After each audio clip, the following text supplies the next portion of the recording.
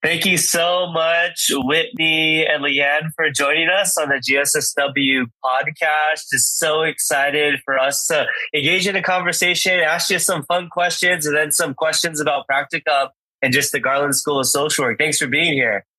Glad to be with you. Thank you, Curtis. Thank you.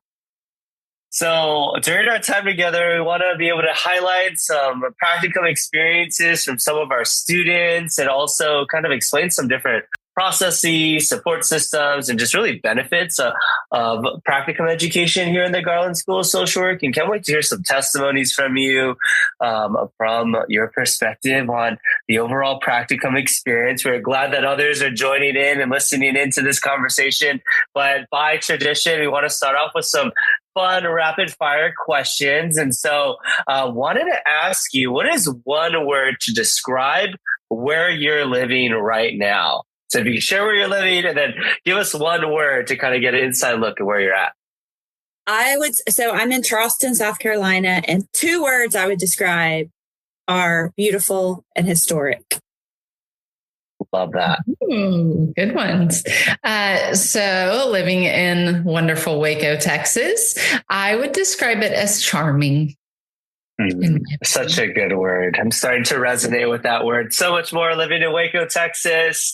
All right. Another question. What is your go-to order at your favorite coffee shop or tea house? Oh, I know LeAnn's such a coffee person. I would say vanilla latte for me. That is the same for me with almond milk. And my favorite coffee shop here called the Odd Duck has homemade Pop-Tarts, and they are amazing. So occasionally I'll let myself get one of those too. Love that. All right. Y'all know, friends, to hear their favorite coffee orders so you can get them because these wonderful women work so hard for our beloved community. And so good to know what your favorite coffee shop drink order is. If your life in the Garland School were a reality show, what would it be called? Shifting gears. If your life in the Garland School of Social Work were a reality show, what would that show be called? I will jump in. I think kind of like The Office, it would be the Practicum office, because I think a lot of times I feel like I would just look at the camera with like a, can you believe this kind of face? Because you just never know what's going to happen in Practicum. It's like, what students experience, an issue that comes up, the way an agency can change overnight. It never ceases to amaze. And so I feel like sometimes with The Office, it's like just funny scenarios that come up with that show. And so that's what I would think of for mine. So mine is more personal because I always get a kick out of the fact that I live two lives. One is on Central Time and one is on Eastern Time. And so it would probably be like time zone confusion would be the name. And I mean that literally, but also figuratively, because my social and professional life is online. So my people here have no idea who the people I talk about on a regular basis are. And so it's like a weird experience to be, virtually entrenched in a place you love and the people you love, but then be an hour later with people you see on the regular. So something about time zone confusion. And because sometimes I miss meetings because of the time zone, even though I've done this 6 years. Love that. Thank you so much, LeAnn and Whitney, for being a part of the GSSW podcast. We'd love for you to be able to take a moment to introduce yourself and your role here in the Garland School of Social Work. Okay, I'll jump in first. I'm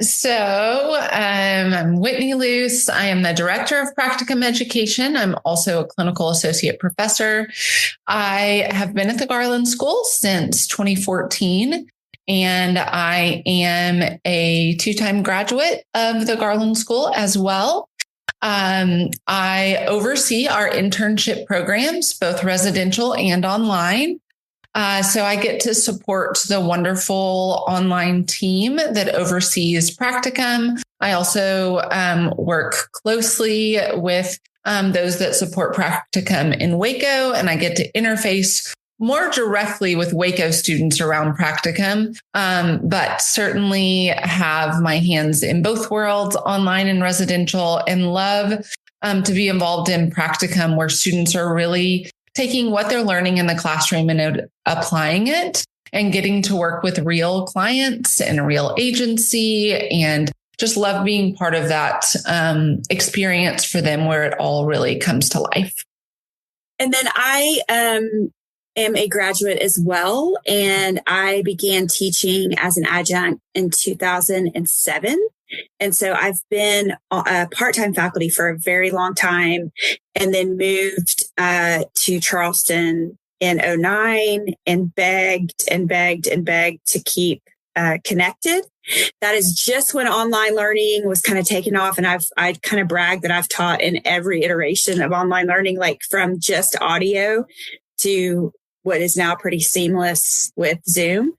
And then 6 years ago, I kept begging to be full time, and this position of associate director of Practicum came available, and I began working in the Practicum world, and I still teach as well. So it's a really nice combo of stimulating a lot of parts of my brain, teaching, being with students, and then also kind of more macro work around policies and placing students and making sure we're partnering with sites now across the country that can meet their professional competencies. Thank you so much for all that you do in the Garland School of Social Work. Y'all have been a part of this community for some time and have been able to see the impact of the Garland School. And so kind of starting off with some of our questions, how have you seen the Garland School of Social Work prepare social workers for worldwide service and leadership?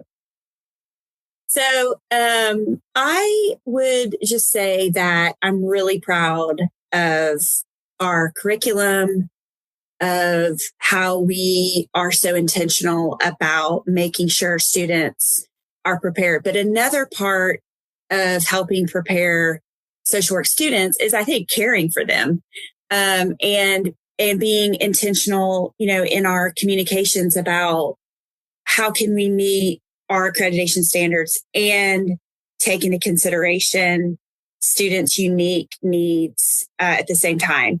And then I also think having really solid and quality teachers that are modeling for them how to be social workers in the world is very important. And likewise, having a good, solid vetting process for students who are in Practicum will help prepare them for worldwide service and leadership, because they are then interfacing with their communities in agencies that are representing social work values. Of course, that doesn't always happen to the degree that we would like it to, but we do try hard for that to happen. I think really, though, preparing students for service and leadership really does start with like the one-on-one relationships and the modeling, and them seeing seasoned social workers work through ethical dilemmas,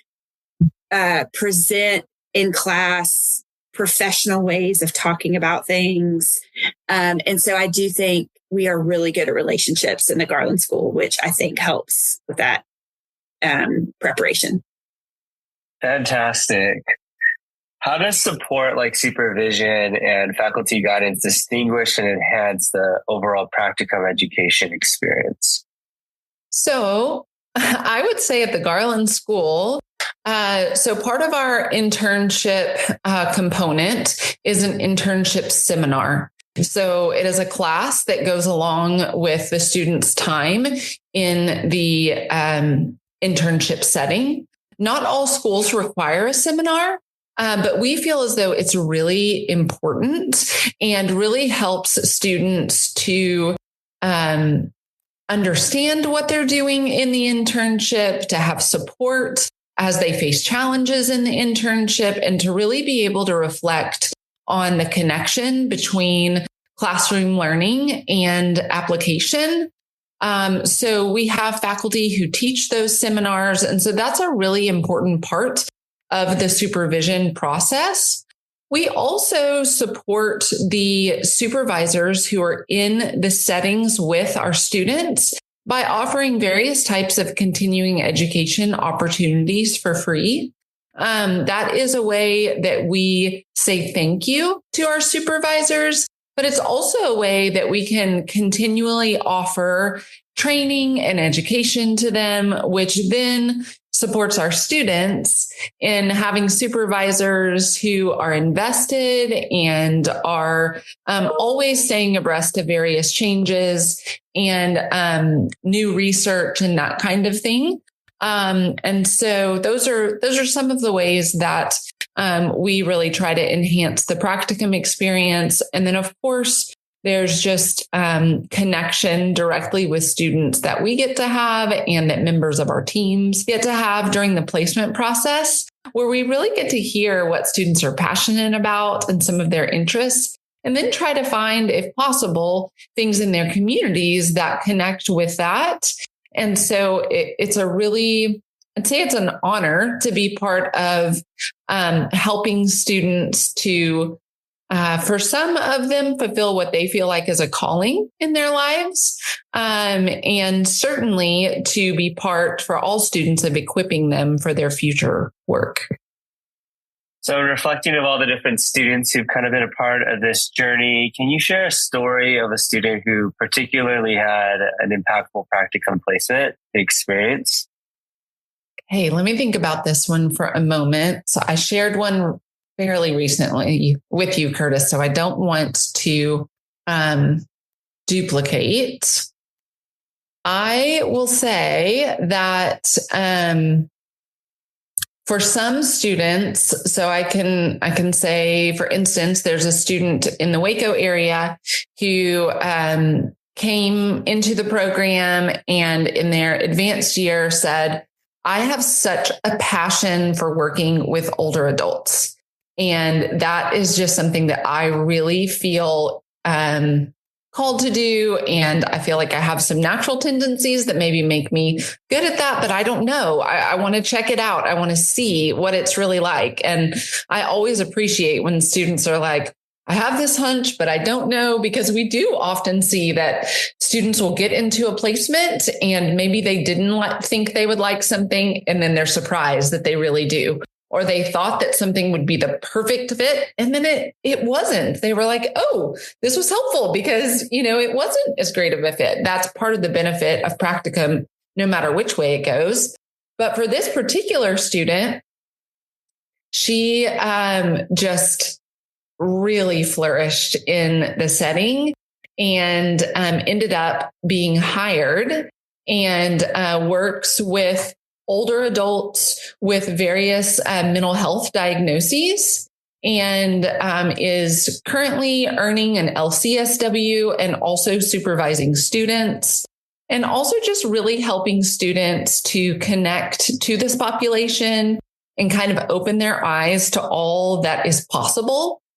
Because I think this is, working with older adults is an area that not all students are aware of, and they might think only medical or only a skilled nursing facility. And she does a great job of saying there's so much more. And for clinical students, she really has been a wonderful role model for them. Amazing. It's great to hear that experience of the students. And we know that practicum does come with challenges and learning the field and experiencing different stories and journeys. And so what do students commonly face during the practicums, and how does GSSW help them overcome these different challenges? I love this question. So in our online experience, students come with their lives and they fit school in, instead of moving to Waco for school and then their lives come after. It's a really interesting difference. And so we have adjusted to that in terms of creating supports around their needs. We haven't adjusted our curriculum in any way, but we have adjusted that relationship piece of like, what do we need to do to help you? Is it writing help? Is it access to mental and physical health services? Is it access to faculty to have mentoring so you can ask about professional development and licensure? Is it a licensure webinar? Is it,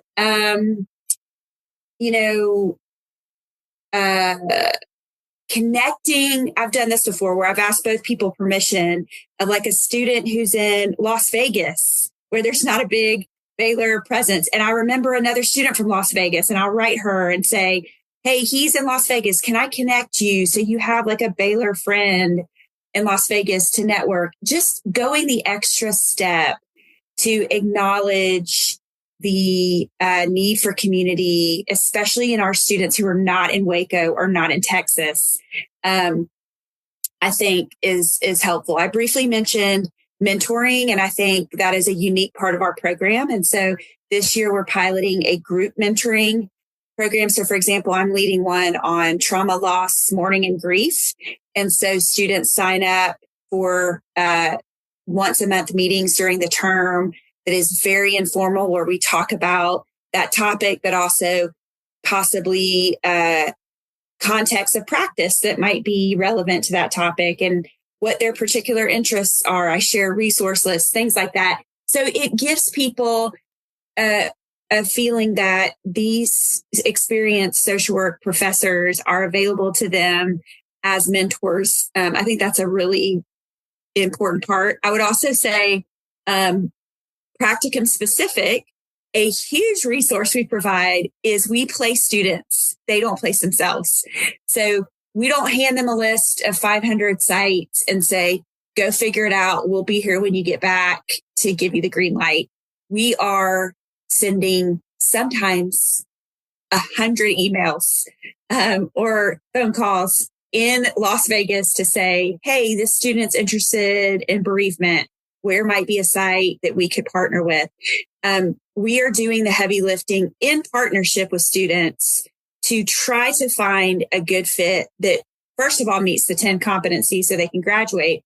But sometimes when the stars align, it's finally connecting a student who wants to be in a VA setting, getting that contract and being able to place there. That is the best feeling when we can make somebody's dream happen. Does it always happen? No, but it is a good feeling to work in partnership with the student towards their goals, to make that internship experience as good as it can be. So it is hard. It's hard to go to school at night and do a practicum, 2 practicums if you're in the standard program.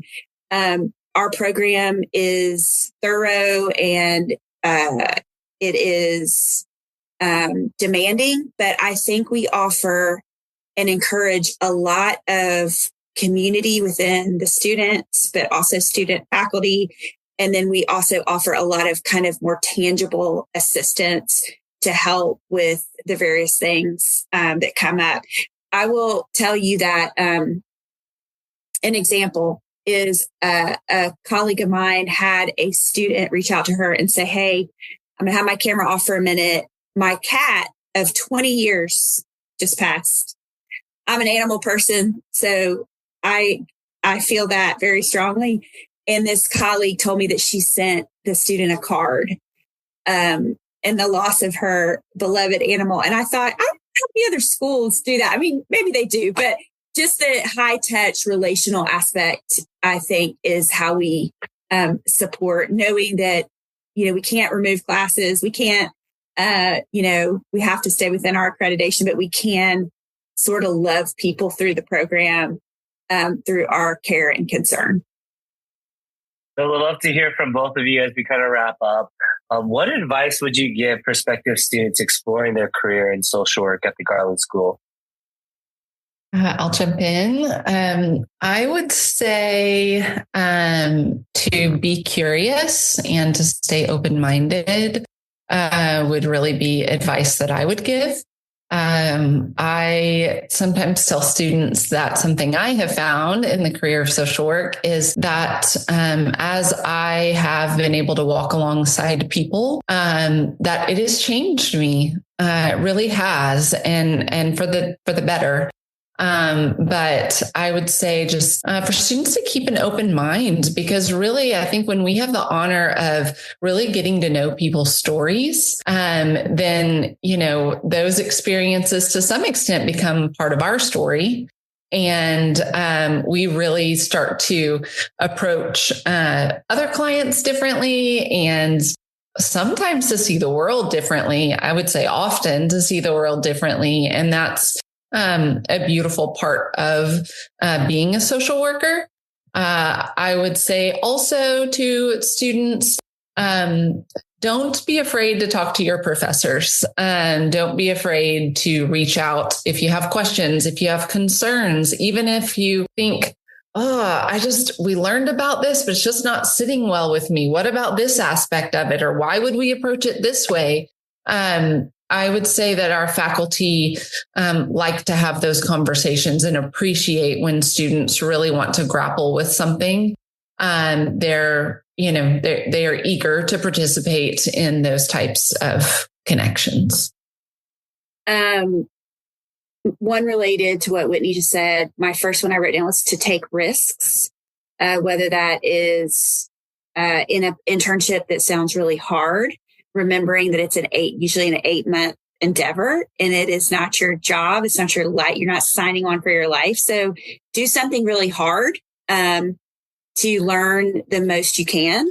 The second one I wrote down was lean on colleagues, build those relationships with colleagues and faculty, like Whitney said. And then the last thing that I say, because every time I say it to a class, I see their shoulders just like they're just relieved, is remember, this is not forever. This is really hard. You are juggling a family, friends. You have so many roles. You're doing night classes in Waco. You're basically focusing on school. That for good or for bad, this season will end. And my joke is you will read fiction again. Maybe not right now, but you will eventually read what you want to read. And kind of just reminding people that it is finite. It is something you've devoted yourself to, but it will come to an end in a celebration, hopefully, and you can kind of recalibrate your life to have some more downtime when you graduate. Thank you so much for y'all's words. As we know and acknowledge that this season will end, we're so excited for the ways that it will begin as you join our family over here in the Garland School of Social Work. Thank you so much again, Whitney and LeAnn, for joining us on the GSSW podcast. Looking forward to next time. Thank you, Curtis, for all you're doing. Thank you. Yes. See ya.